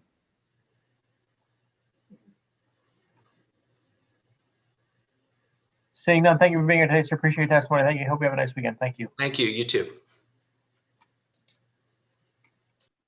Up next, I have Thomas Dennehy. Yes, that's me. Hold on, I'll get my video on, I hope. Yeah. Here we go. Okay. All right, sir. Good to see you. Good afternoon. Good afternoon, Chairs Flexer and Fox and ranking members, Senator Sampson and Representative Mastro Francesco and other members of the GAE committee. I'm Dr. Thomas Dennehy, Executive Director for Area Cooperative Education Services, ACES, and I'm expressing my support for House Bill 6685. ACES is one of 6 regional education service centers in Connecticut, a fee-for-service, not-for-profit entity created under state statute that is wholly governed by our local and regional boards of education. ACES serves 26 membered school districts in New Haven and part of Middlesex counties, serving students in 3 magnet schools and 8 special ed schools. I am submitting testimony today regarding House Bill 6685 in support of ACES acquiring the Gateway property at 88 Bassett Road in North Haven for our K-8 ACES Magnet School. This transfer of property will allow ACES to continue to support parent choice and make for non-zip code dependent addresses as parents select where to send their children to school. School choice has been at the forefront of our mission at ACES for years. While the school provides a state-of-the-art curriculum, the aesthetics and design of the school needs reinventing and redesigning for an elementary and middle school setting. Externally, the school grounds do not include a gym, the playground and walkways are unsafe, and the flow of traffic is dangerous. The interior of the building is antiquated and lacks a stimulating environment for children to learn. Furthermore, working in tandem with the town of North Haven positions us both to help to improve the array of recreational and athletic opportunities available to children and adults in the area. We have a responsibility to our students to prepare them for the demands of the 21st century and to provide a safe learning environment. Outdated structures in our elementary middle school must be replaced with engaging, content-rich experiences with updated equipment and resources that will enable our students to achieve at higher levels. As you may have read in their testimonials, our staff, students, and parents support the transfer of the property of Gateway. We all know the importance of this transfer, and we need to be able to submit for the renovation grant for the betterment of our students. While Gateway Community College still uses the Automotive and Mechanics Center on the premises, we intend to keep them there should this bill pass for some time. This agreement will allow Gateway to continue with its program until it finds other appropriate space for the program, though we would need a definite finite date for the conclusion of that. They are supposed to be moving to another site, and we can see them through after we negotiate what that date might be. Thank you to the committee for introducing this bill, and a thank you to Gateway Community College, the North Haven delegation, Representative Yacarino, and the town for working closely with us to make this a successful venture. I'm open for questions, should you have any. Thank you, Mr. Dennehy. Any questions, Mr. Dennehy? Can I ask you a quick question, sir? Sure. So as I understand it, where is your school currently located in relation to this space? So presently we are in the building. We have a 60-40 rent. We rent from Gateway Community College. So they obviously have moved to Church and Chapel down in New Haven, but their automotive center is there. So we have a lease with them for 5 years, actually 4 years now. So from a physical perspective, it will not require much from your institution. Is that correct? You're still maintaining the presence at this campus? Yes, we share the responsibilities. Senator Flex, your hand is raised. The floor is yours. Thank you, Mr. Chair. Good afternoon. Thank you so much for your testimony. I'm just trying to understand what the long-term plan is for this property and the Gateway's physical presence, which is now concentrated in New Haven. It's something you said, made me want to ask you this question. So you said that the way that they're currently using this facility on that first floor, that they're going to find another place to do that. Do you know more about those plans? And I don't mean to put you on the spot. You may not be the person who knows the plans for Gateway or the Board of Regents' long-term plans for where they're going to operate these programs, but it did sort of trigger me to think, are they going to build a brand new facility somewhere else? And can we really afford that? No, I believe they're not. I believe they're looking for different space closer to their campus in the center of New Haven. Obviously, an automotive center wouldn't fit a church and chapel, but they are looking for alternate space. I'm not sure of where that would be. I understand it's in New Haven, but I'm not exactly sure. But it's also not that they're going to stop running this program. Yeah, they would continue the program, but they would run it at a different site. So we would be amenable to, obviously, to have them stay for some period of time, but that would have an end date we were hoping for. So why are you not amenable to having them stay there permanently? Why can't this just be a place where the state and your organization share resources? Sure, it's a great question. Presently, they're in what used to be the gym. So the property used to be, I think it was Orchard Hill Middle School. That's when Mr. Yacarino went to school there. It was built in 1968. So they're presently in both gymnasiums. There was a boys gym and a girls gym. So they've converted those. They got a grant from GM many years ago. They converted them to have lifts for the automotives, so that we would need a gym. So if they moved out, then we could, use that as a gym area. So we haven't had a gym since we've moved in because the automotive center is in it. So you need a gym and they want an automotive center that's closer to where their campus really is now. Yes, that's my understanding for their needs. And so would they be taking the equipment from where they are right now to their new center down the road? I believe so. I saw it a while back, and it is good equipment. It had good lifts. It was a grant they got from GM, for that line of work. Okay, well, I appreciate you answering my questions. I know not all of this is within your purview. I just want to make sure we're not creating a situation where we're spending more money than, to create a new facility that, when the current facility still functions well and is a good use of state resources. So thank you very much for your testimony, and thank you, Mr. Chair, for the questions. Thank you, Senator Flexer. Mr. Denny, one more quick question before you sign us in the process. So let's say this happens and this goes through. You would then essentially become a landlord to the Gateway for a period of time? Right. And the terms of that agreement will be worked out at a later date. You don't know the duration of that yet, because obviously their underlying moves might occur. I think we'd all come to an agreement in a reasonable amount of time. Yes. Okay. And Gateway currently owns, so Gateway would become a tenant. Yes. And you become the landlord? Right. It's not our normal line of work, but right. If we had the title, yes, that would be the arrangement. Okay. Is there any thought given to what rent you charge, or any other details worked out yet, or no? Right now, we share expenses on a 60-40 split for heat, light, utilities, and so forth. I know it's expensive for the Gateway Community College now, because they don't have much programming there. So in one way, it's a good thing we moved in, because it splits the cost with them, so it's less expense on the state. Okay. But conceivably down the road, should this happen, you will be receiving income from them as a landlord? Or we can work out, like exchange. We would just want an end date to that relationship. Okay. When we were homeless as a school, they were nice enough to allow us to come in. Understood. Okay. Any further questions, comments, Mr. Dennehy? See, now, thank you for being here today, sir. Appreciate your time and testimony. Okay, thank you. Up next, William Rice, also from ACES. Good afternoon. Good afternoon. Thank you for being here. Thank you for having me. Dear honorable members of the Government Administration and Elections Committee, I'm William Rice, Assistant Executive Director for Schools and Curriculum here at ACES, and I'm also a parent of 2 graduates from that school and 1 current 7th grader at 88 Bassett Road.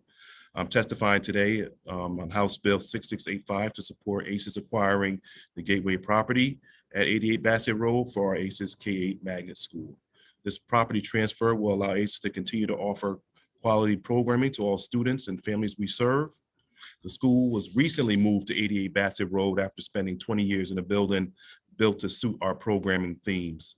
We were fortunate and very grateful that the community college system was able to take us in when we were homeless, like Dr. Dennehy mentioned.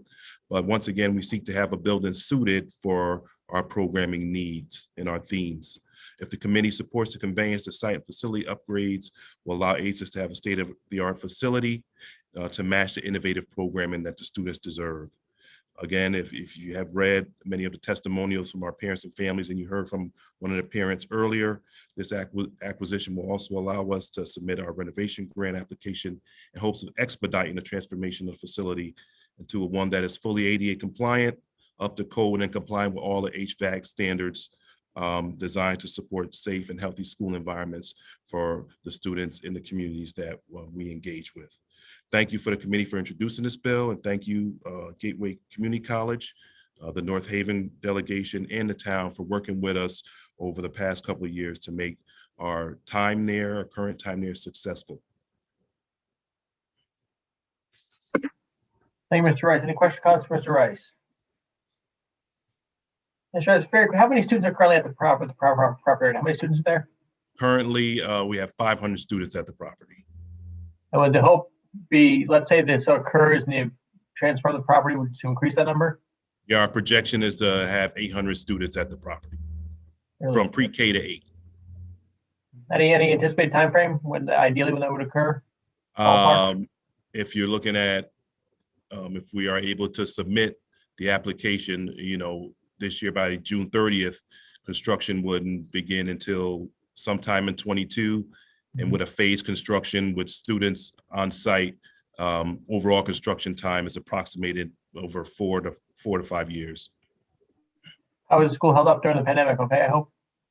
Yes, we've done, we got HEPA filters everywhere and doing everything we can to ensure that we got quality airflow, and, students have decided to stay home. But now, as we seem to be coming to the end of this crisis, we have more students in the building than we've had all year long. So they are coming back. We're happy to see them. Must be a pleasant noise to hear in the morning. I'm sure all the voices, once again, must be nice to hear. It is. There's nothing better than going to the kindergarten classroom and getting your leg hugged with somebody with peanut butter and jelly on their fingers. I'm sure that's the case. Any other question or comments for Mr. Rice? Thank you for being here today, sir. Appreciate your time. Have a nice weekend. Thank you. You too. Up next, Mark Barnhart from the town of Fairfield. Mr. Barnhart, how are you? Good. How are you? Thank you for your patience today. No worries. Thank you, co-chairs Flexer and Fox, ranking members Sampson and Mastro Francesco, as well as other members of the Government Administration Election Committee, including my representative, Kristen McCarthy-Vahey. A special shout out and hello. I'm here today on behalf of the First Selectwoman, Brenda Kupchak, to offer testimony in support of SB 111, an act amending a conveyance of a parcel of state land in the town of Fairfield. I did submit, again, my name is Mark Barnhart, I'm Director of Community Economic Development. I did submit some written testimony earlier. I just want to touch on a few points for the committee's clarification. This is currently property owned by the town of Fairfield. The purpose of this legislation is really to seek to lift restrictions under which the property was originally conveyed back in 2001. The conveyance at that time limited the use solely to a public works garage and prohibit the town from conveying or ground leasing the property. So we're seeking at this time to lift both of those restrictions so the town could consider other uses for the property. The property itself is quite small. It consists of a single-story 9,800 square foot building that was built back in 1920. It's located on a parcel that is roughly 1/3 of an acre in size. The building itself is not in great shape, which is why we're looking for this change. The age and condition of the building at this time makes the use under which it was conveyed not particularly desirable to the town without the town making some significant investments in the property. And frankly, with resources being limited, the town sees that there might be better use of those funds elsewhere. In fact, there might be higher and better uses for the property, which would allow it to be added to the town's tax rolls and also provide proceeds from the sale of the property to the state. And that's really what we're looking to do, which is amend the legislation under which the property was conveyed to lift those restrictions so that we could look at other uses for the property, including provision of workforce and affordable housing for the site as part of a redevelopment effort. I'd be happy to answer any questions that the committee may have at this time, but thank you very much for the opportunity to speak on this matter. Hey, Mr. Barnhart, Representative Crispin McCarthy Bay, your hand is raised, the floor is yours. Thank you very much, Mr. Chair and Mr. Barnhart. It is an absolute pleasure to have you here. I appreciate you being here to testify in support of this, and specifically for looking at the highest and best use. As you said, we had the opportunity last week in the House to pass the 2018 to 23 Plan of Conservation and Development, and thinking about how we make use of these parcels going forward is really important. I wanted to ask you about the testimony from DOT.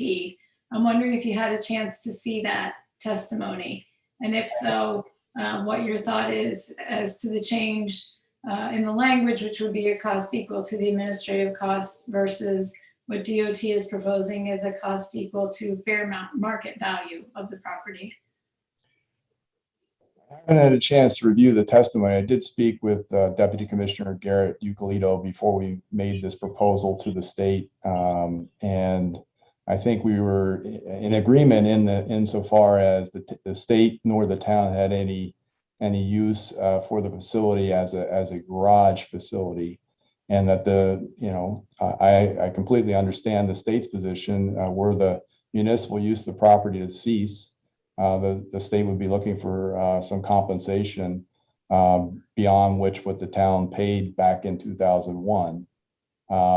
I don't think the town's in a position to buy the property outright from the state if that's what the intent is. I think our intent is really to solicit proposals from developers that might be interested in doing something better with the property.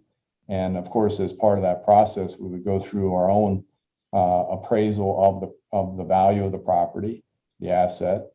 And so far as those make sense, we would move forward with that and provide the proceeds of that sale back to the state. But we're not in a position to pay for that up front. Thank you for that answer. And I also just wanted to highlight, you talked about affordable or workforce housing as one of the options that you had been considering. Would that be part of that request for proposal process when you talk about working with developers? The interest that we've had from the development community is to provide some residential use on the property. And as you know, we have an inclusionary zoning provision that provides for affordable housing as part of any development of 10 or more units. So we would look to incorporate that, given the location. It's roughly less than a half mile from the new Fairfield Metro train station. It's within walking distance of a supermarket on a bus line. We think it's a great location for a mixed use development. appropriately sized and scaled with the neighborhood that it's situated in. So that we do think that that type of use would be a very viable and better use, frankly, for the property. Well, I really thank you for the time that you put in. Ironically, I'll be meeting with our Affordable Housing Committee Chair just after this meeting, but this is really an exciting opportunity for Fairfield to be able to, and something that, you know, obviously you've talked with DOT, which is wonderful, but that will provide a real benefit both to the taxpayers, to residents, and to people who might like to be residents of our great community. So thank you so much for being here with us today. I really appreciate it. Thank you, Mr. Chair. Thank you. Was there any further questions or comments? So thank you for your time today, sir. Appreciate being here. Thank you very much. Have a great weekend. Thank you. Next, Michael Hoffman. Mr. Hoffman, how are you? Thank you for your patience today, sir. Thank you for being here. You're on mute, sir. There Good to see you. Can you hear me now? Yes, please continue. Great. Thank you, co-chairs Flexer and Fox, and ranking members Sampson and Master Francesco, and all the members of the committee for this opportunity. My name is Michael Hoffman, and I'm here today to speak on behalf of Hoffman Landscapes and our 200 employees that live and work throughout Western Connecticut in support of House Bill 6684. House Bill 6684 would allow my company to purchase 647 Danbury Road from the Department of Transportation for the appraised value of $1,345,000. This is a property that we have leased from the Department of Transportation for almost 25 years and consists of an old state maintenance garage building on 3.15 acres that we use for parking and storage of plants and materials. It is located on Route 7, in the north end of the town of Wilton. Hoffman Landscapes was 12 employees when we moved here back in 1997, and today we're over 200. That growth has offered opportunity to a very diverse workforce from all over Fairfield and the Litchfield counties. 647 Danbury Road is where we go to work, but after all this time, it's really our home. And after leasing this space for almost 25 years and making so many improvements to the property along the way, it would be a great relief to all of us to be able to secure a permanent home here in Wilton so that we can focus on our important work to take care of our customers and offer opportunity to our employees and their families and to continue beautifying Connecticut. Many thanks to State Representatives Tom O'Day and Stephanie Thomas and State Senator Will Haskell for their support in this endeavor in House Bill 6684. I would be very grateful for the support of all members of the committee. And also thank you to the Connecticut Department of Transportation for your partnership over the last 25 years and for helping us navigate this process and supporting us in our effort to purchase the property. So thanks again for your time and for this opportunity to speak today. I'd be happy to take any questions you might have. Thank you, Mr. Hoffman. Representative Thomas Hernandez, the floor is yours. Thank you, Mr. Chair. I don't have a question so much as a comment, but welcome here today, Mike.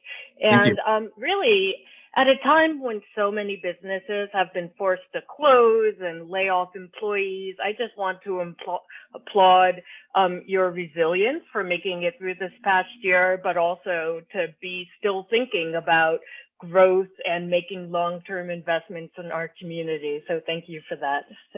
And just when you started speaking, my landscapers arrived as if they knew. Have a good afternoon. Thank you for comments, Representative Thomas. Thank you so much. Yeah, last year was tough. We toughed it through like a lot of businesses. We were very blessed to be able to come to work every day when others weren't. So that's not lost on us. But yeah, thank you for your comments and for your support. Any other questions or comments for Mr. Hoffman? So thank you for your testimony today. So appreciate being here. Have a good weekend. You too. Up next, I'm told that Peter Souza is not here, but Jim Burke is present. Mr. Burke. Mr. Chairman, let me introduce the manager, Peter Souza. We're together. Perfect. Mr. Chairman. Great. Please. Jen, be sure to introduce yourself before you testify, please. Yes, Peter Souza, Town Manager, Windsor. And thank you to committee chairpersons and members of the committee. As I stated, I'm Peter Souza, Town Manager here in Windsor. Thank you for the opportunity to testify on Bill number 6680. This bill requests the conveyance of 0.6 acres of surplus state right-of-way here in town center to help facilitate a new transit-oriented development project, and to that's within 1/4 of a mile of our commuter rail station for the Hartford line and Amtrak. The surplus right-of-way will make redevelopment of the adjacent property much more pedestrian-oriented and financially feasible by allowing for additional residential density to take place on the parcel. While we support the overall conveyance, we do have respectively have a request that subsection B2 as written be modified.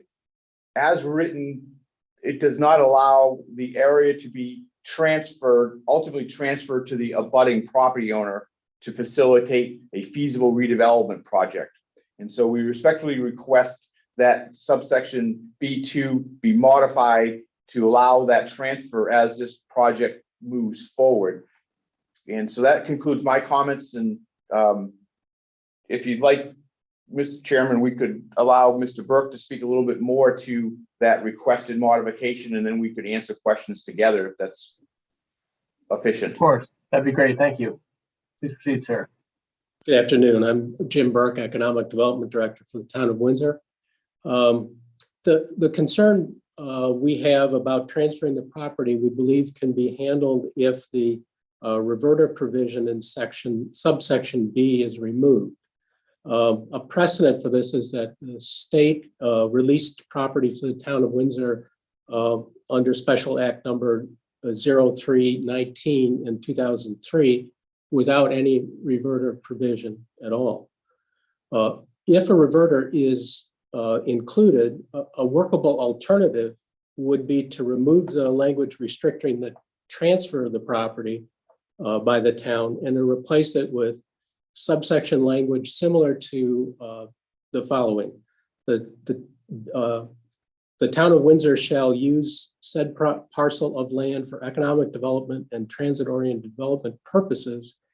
If the town of Windsor does not develop said parcel within 10 years after conveyance, the parcel shall revert to the state of Connecticut.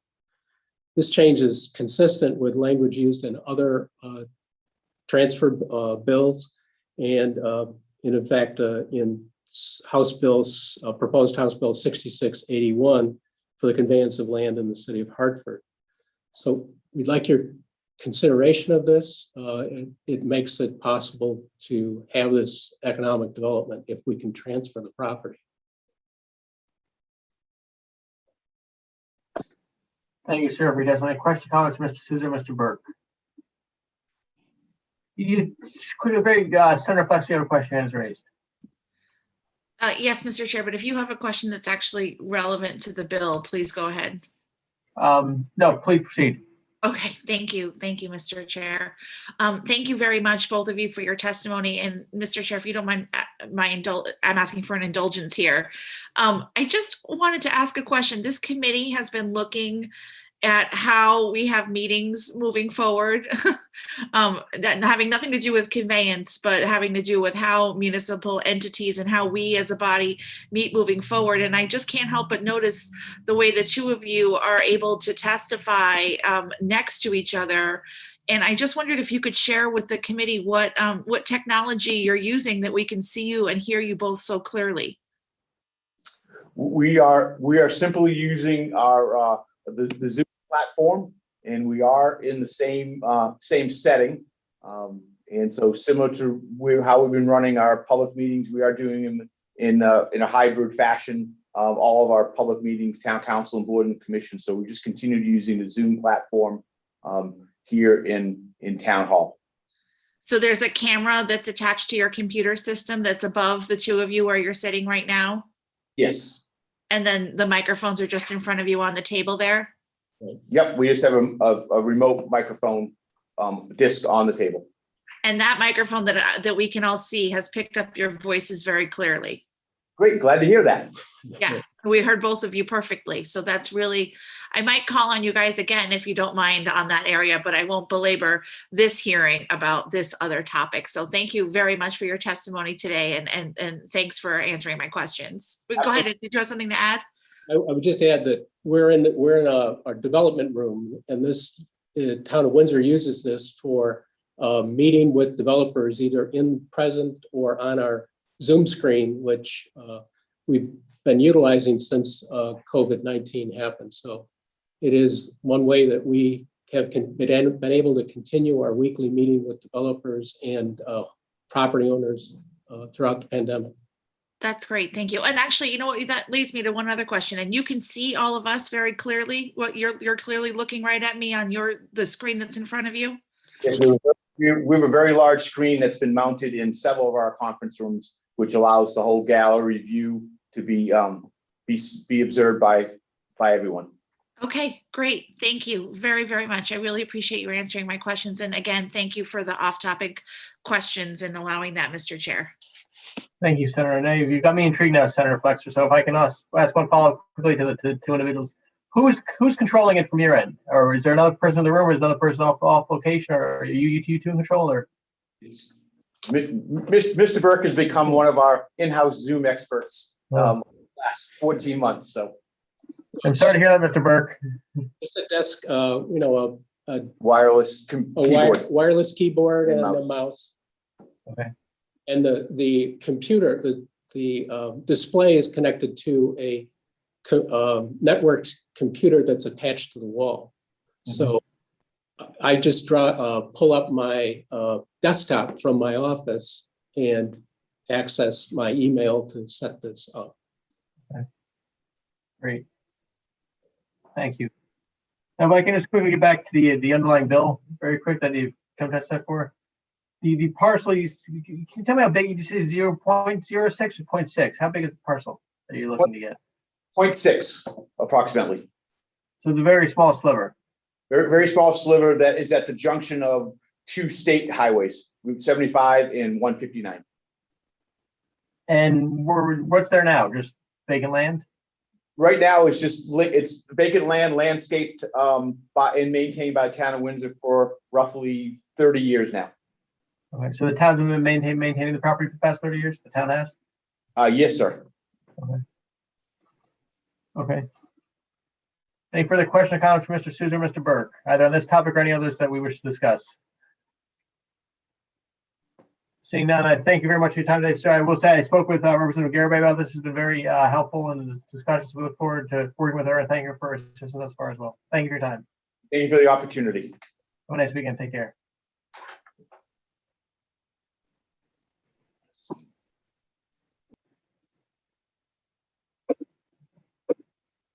That is the final individual we have on our list to testify. Is there anyone else, Madam Clerk, that's here to testify that you're aware of? No, Mr. Chair. Okay, seeing no more individuals have signed up to testify, that'll bring our public hearing to a close. We will be reconvening. I think these matters, Madam Clerk, need to be finalized by next Wednesday, is it? Yes. So Our the deadline for conveyance is next Wednesday. Yes. Okay. So the committee will meet prior to that deadline to potentially move these matters out of committee. Any further questions or comments by any members of the committee? Seeing none, thank you all for your time. Hope you all have a nice weekend and look forward to seeing you again soon. Thank you. Bye.